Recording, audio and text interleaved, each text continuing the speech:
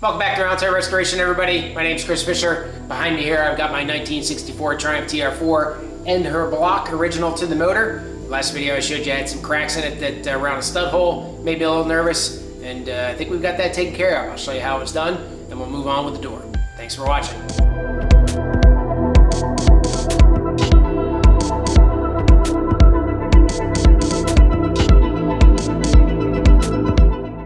So for the door here, in one of the, before I took the door off the body, I drilled 2 holes, just 1/8 inch drill bits, and I, so that I can, when I bolt the door back up, I'll know where it is positionally, and I can just use like a 1/8 inch rod to just run it through the 2 holes. So there's 2 holes in each hinge and 2 holes in the body. Now I'm going to do 2 more holes on the hinges where they attach to the door so I can get all that taken care of, and then I'll be ready to pull the hinges off. And then we'll get into the ends of the doors here and figure out what kind of shape we're in. So the thing with these hinges is you've got the hinge thickness here, just like you did on this side, but on the inside there's a plate that you also have to get through that's just as thick as the hinge. So unlike the body where the hinge just bolted up to the body panel, this guy's got a floating plate back there, so it's not for the faint of drill bits. Got the first hinge off, no problem. The next one I'm going to do pilot holes, use a much smaller drill bit just to kind of start and then go move up to the 1/8 inch just to make it a little easier on the drill, cutting the metal and everything like that. But otherwise we'll get the other hinge off and then we'll look around in here where the cracks are, which you didn't see where the here is. Oh, I guess you did. Anyway, we'll look around in there. Alright, got the hinges off. I think you can see those cracks right there. That's what we're going to try to address. So this is the check strap assembly, and essentially when you open the door, this is what prevents the door going flying open. I had the same exact problem on the Spitfire. These weren't obviously not designed strong enough, and what happens is the door starts to break over years and years of service, and it just starts to develop cracks and everything like that. So this is a plate that's welded in, spot welded in, so you can drill that out, get that out, repair it if you have to. On the Spitfire, the ears were broken off, so these ears still exist, which is convenient. But go ahead and just clean all this stuff up in here, try to find where the spot welds out, get this piece out of here. I probably, because I have a feeling these cracks are probably through, or there may be cracks in Bondo, and the metal just needs to get pushed out. I'm not sure which, but in either case, I think that metal plate's going to need to come out. So there's probably several spot welds that do that. And then I also got similar problems on the other side. So we'll go ahead, I got a 4.5 inch angle grinder here with just a wire wheel on it. We'll go ahead and take some of this paint off and see what's underneath.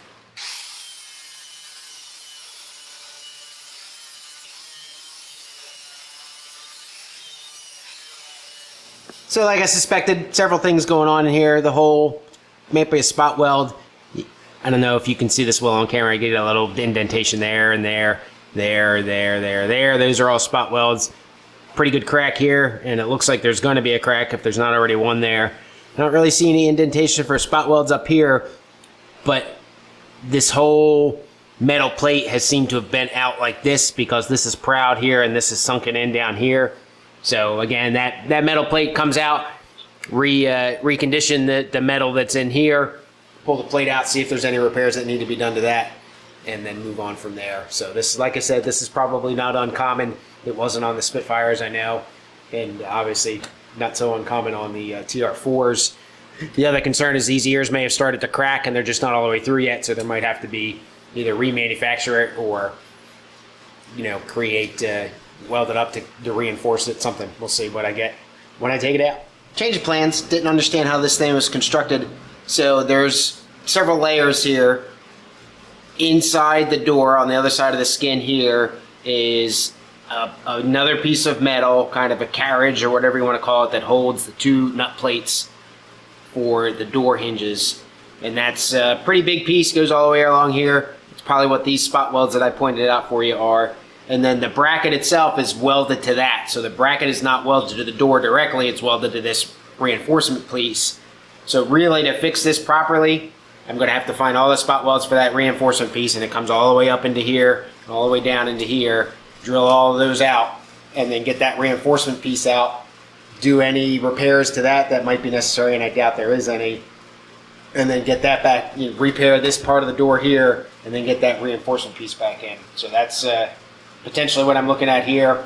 What I'm going to do real quick, just while I mull about that for a little while, flip the door around and look at the upper portion there. If you remember, when I took this door apart, I had some problems getting the door actuator and end pieces out because there's some damage up at the top, so I'll show you that.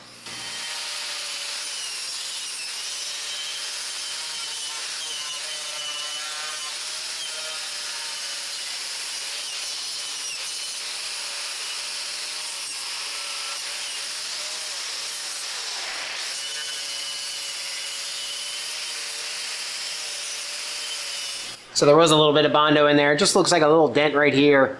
I'm not, that might not be that easy to get out, but obviously you can see the damage down here. Now again, there's a plate, spot weld here, spot weld there. There is a plate under back in here, but unlike the inside, it's just essentially concentrated into right here. So they shouldn't be as hard to drill out. So we'll go ahead and try to find a lot of these spot weld holes. Go ahead and start drilling, try to get that out. You can see this nut's broken here. That whole back plate either needs to get replaced or repaired. Depends on what I look at when I pull it out. So we'll go ahead. I'm not going to show you how to drill holes. You guys all have seen me done that a gazillion times. We'll try to get this plate out and assess the damage. Now this has been a real pain in the rear. Obviously you can see there's spot welds to drill out here. Actually not a whole lot. The problem is that where that folds over in there and just barely is brazed onto the top there. That's just, can't wiggle that out. All the spot welds are broken. The only thing I can think of now is to kind of sacrifice that piece of metal and cut from out here and put a slit in there with my Dremel, and that'll allow it to release. You know, I can weld that back up. There's a whole lot of brazing in here, if you can see where it's nice and smooth. So I don't know how much of that I'm going to have to cut into. Obviously this top of the door here and the door skin wraps around and all that kind of good stuff. So I don't want to do too much damage in here, but I got to get this thing out. And there's no other real way that I can figure. If I can come in here from a grinder or something like that, I could try that, but I'm afraid I'm going to remove way too much metal and end up in a worse place. So go in about a half an inch, right about here, even with that hole is about the top of that brazing, if you can see. And I'll just slit in and see if I can't get lucky. Well, I got it. Wasn't pretty. Tore up a lot of the door, obviously. And it was it all essentially came down to that little fold over piece right in the window channel that folded over and grabbed that right, focus, grabbed that right there. So obviously you can see the big old slit where I was going to try to get that apart. So there's the damage that I've got to repair, not too much. This bolt, captive bolt here, the nut, the bolt broke off inside of that, so I got to take care of that. But that shouldn't be too bad, just a quick little patch there. Obviously clean that up, weld that back together. It's all bent and everything, so that'll take me about 30 seconds to reshape it.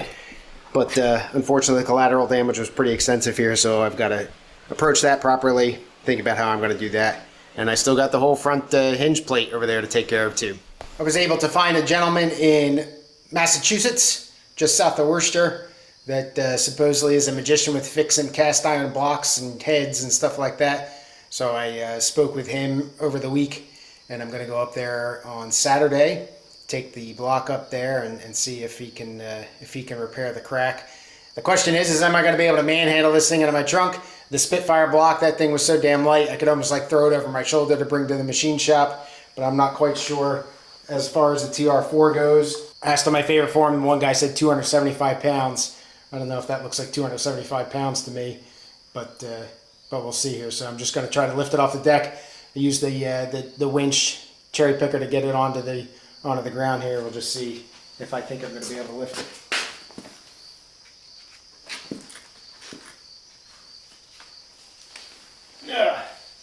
Yeah. Not light by any means, but as long as I take my time, I got a dolly. I'll dolly it to the edge of the door over there, and then get it into my trunk of my car, and go about an hour and a half north up to Did a little bit of work on the piece here that went inside the door. You see, I've kind of made that a little sharper. I'm obviously going to have to cut that piece out. Not quite sure if I'm going to repair this or just cut it off completely and leave it off. It's kind of went under the lip there. Probably should replace it, because if you remember where I pry the lip over, this will tend to capture that. I think that little bend, that little wonkiness there, I think that's normal. I think it flared down a little bit, but otherwise in pretty good shape. So I'll go ahead and clean this up, get this part cut out, get a replacement piece ready for that, and then I'll just go ahead and make a replacement piece for this too. It's not like it's going to be that hard. And then probably have to get the welding table out for this since the piece is kind of small. And we'll go ahead and get it welded in. Obviously, you need to put a captive nut on there.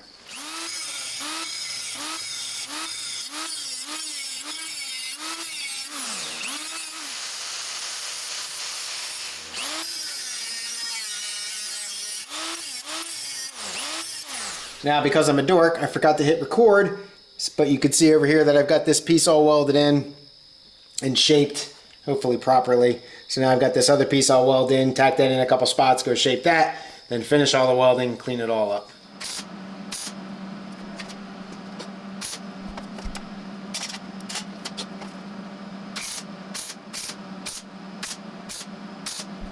Alright, I should do that. Like I said, go clean it up. And we'll get it shaped and get it cleaned up. Come back, finish the welds.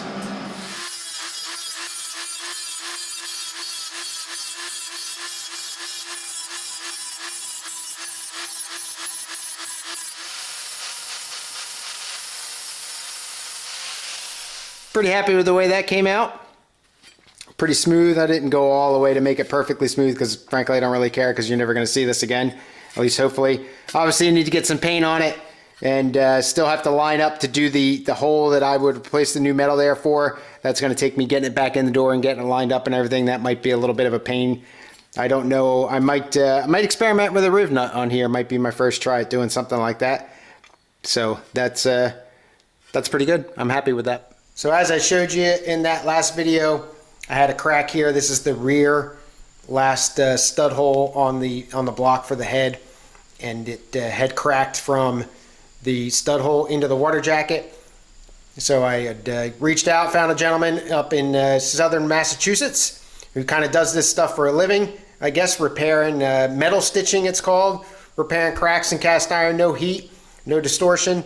The gentleman was probably pushing 80 years old, and he did it for me on the spot. I brought the block up Saturday morning, and I was out of there Saturday mid-morning. No problems whatsoever. Very reasonable price. But essentially what he does, and I wish I had taken pictures and everything, but I didn't want to impose on the guy. But I'll kind of try to show you as good as I can with the close-up here. So right here is the general area where he did the work. First thing he did was magnaflux the crack to see the extent of it. And I knew that magnafluxing was a thing. I wasn't really sure how it worked, but essentially what it is you take a big electromagnet, stick it on the block, and press the button to energize it. And then it's a metallic dust that he just kind of pushed out of a little squirt bottle. And what happens is the magnetic lines of flux will line up inside the crack, and it attracts the metallic dust to that crack, and it stands right out. It's pretty neat looking, actually. Looked like a little bolt of lightning. So he did all the studs for me, all the rest of the block for me, magnafluxing, making sure I've got no other problems elsewhere. Didn't find anything else except for a little crack that also went from the stud hole into where the camshaft, the lifters are. So that was new. I didn't realize that was there back here. So essentially he went down where the crack no longer existed, drilled a hole there, drilled a hole up at the top, drilled a hole in the middle, and then used a die and drilled a hole on either side of the middle one, drilled those out, used a chisel and made like a rectangular channel, and then it had a piece of steel. It almost looked like it was corrugated, but it was solid. Bang that in there with some resin, and then flush that up. And then in the holes that he had drilled, he just took like threaded rod, threaded it up, drilled the rod in there, chopped that off, cut them flush, and then right on the top of the head, you can kind of see that shiny silvery spot there, and I think you can kind of see that silvery spot there. Drilled the hole way up at the top here, kind of went in this way, and then drilled the hole straight down there, threaded those, knocked those off.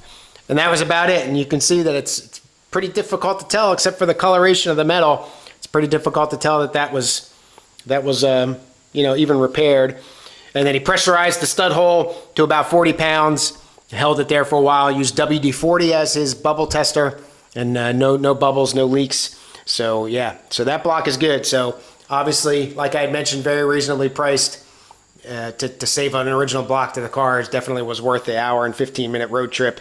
And like I said, old school guy. Obviously, the shop is it's in his garage, just old stuff that looks like it has lasted forever.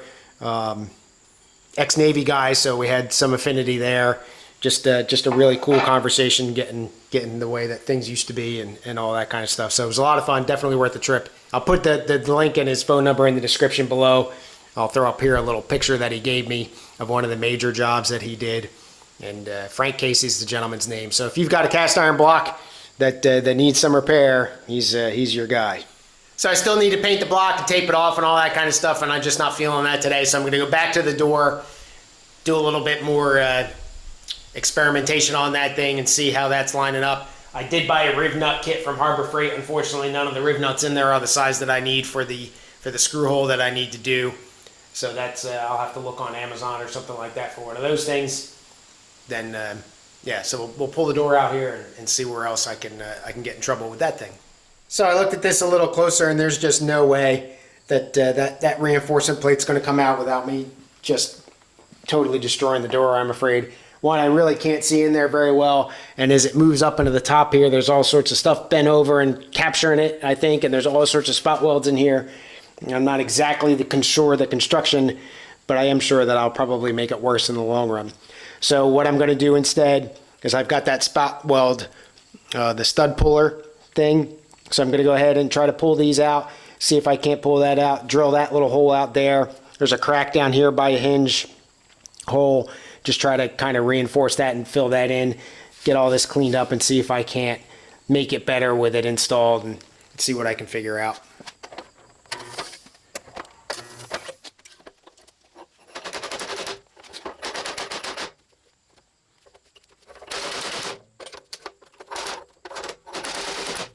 It doesn't want to seem to come out. It's definitely cracked. Maybe there's a spot weld right there, something holding it in. I'm not sure.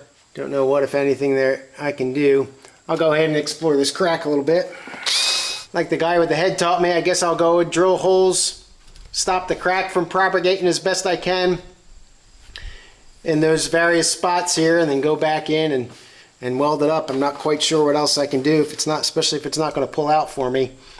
But I think I take a much larger risk trying to get this plate out and causing damage that isn't really probably all that necessary to fix, actually. So we'll go ahead and we'll drill those holes, go ahead and fill it back in with weld.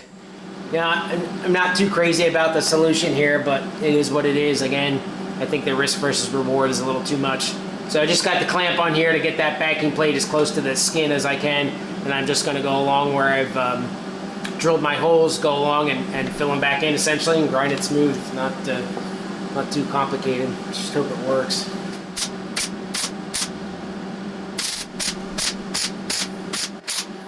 All right, I don't think there's much else to it. Just go ahead now, like I said, grind it flush. Oops. And with the grinding wheel, and then come around with a flap disc and take care of the rest of it. And we'll go back around and start taking care of the other side. Not perfect, but it'll work. I'll just go back in when I'm all done here and probably do some filler work on it just to kind of smooth it out. With it being so ripply and everything, obviously it's not going to be flush. Now I got to flip around and go to the other side and look at that damage over there, which is significantly worse than this. So you can see where all this stuff is all messed up in here. This hole is elongated a little bit that way. I got this big gouge here, and obviously this is where most of the damage was done.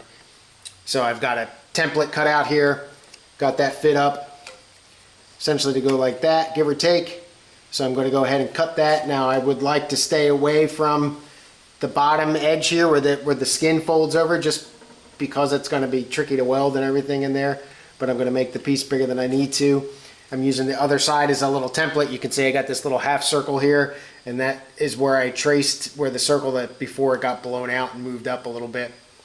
So I'm going to go ahead, use my metal shears and try to cut out a piece that's close to this. I have a piece already that I had used, a scrap piece from the front bulkhead that's already got a hole in it the right size. I'm going to use that hole as a kind of an anchor point and go ahead and cut out that piece of metal, fit that up, and see if I can't get it all done before I cut anything. I'm pretty nervous to cut this thing out here. There's some contours in here and stuff, so I don't want to get ahead of myself. But we'll go ahead and get this thing traced out on actual steel, see if I can't get a template here that works, and a hunk of metal to weld in. So I got the new piece here. fits up pretty good, lines up with the holes. There's still a little bit of adjustment. I got to make it a little bit shorter, especially down here on this edge. The concern is that if I don't get this right the first time, I'm kind of screwed. This is the latch that bolts in there, or the whatever that call that. And that bolts in and screws in like that, and it goes into a housing. Now the housing is quite a bit wider than this latch, so you do have some wiggle room, but it's not adjustable on the B-post. That pretty much is where it is. So while I'm not as concerned with it moving it left or right or up and down like this, I am concerned of getting it crooked, and when I try to shut the door, it goes in only so far and then smacks into that housing, and now I can't get the door shut. So I think what I'm going to do is, I've got the piece here that I took out. I got it all osmoed and everything in preparation for paint. I still haven't obviously marked where the new captive nut's going to go because I don't have any idea where it's going to go. So what I'm going to do is try to get this back in there and get it lined up. Thankfully I gouged into this in several spots so I can figure out where my spot welds were, and then go ahead and get this in there, and then maybe use that kind of as a cheater off of that one bolt at least, and figure out. Now this one that's all blown out here, there is one little spot at the very bottom that's almost perfectly circular, so I think that's a known right there, and that's where I lined up the hole off of this off of. But it's just a matter of getting it in there and getting it right and being confident about it. So we'll go ahead and we'll try to get this piece in. I did that before and I struggled to get it in all the way, but we'll see if I can get that in and then try to get it lined up. Pretty much got it lined up this way, but as I go to the top here, it's off a little bit, and the whole thing's got to kind of twist up and in a little bit. But then if you look over here, if I can get out of the light, you can see that shiny edge piece of metal. That's the bracket, so that needs to come towards the edge of the door a little bit more. It's just getting it back in there is not all that easy, but it's close, and this lines up pretty well. But I didn't go ahead, I'm not going to go ahead and cut that metal until I get that thing pretty well set and know where I'm at. So that's, fortunately I'm out of time for the day, so that's it for the visit. Hope you enjoyed the video, and we'll see you next time. Cheers.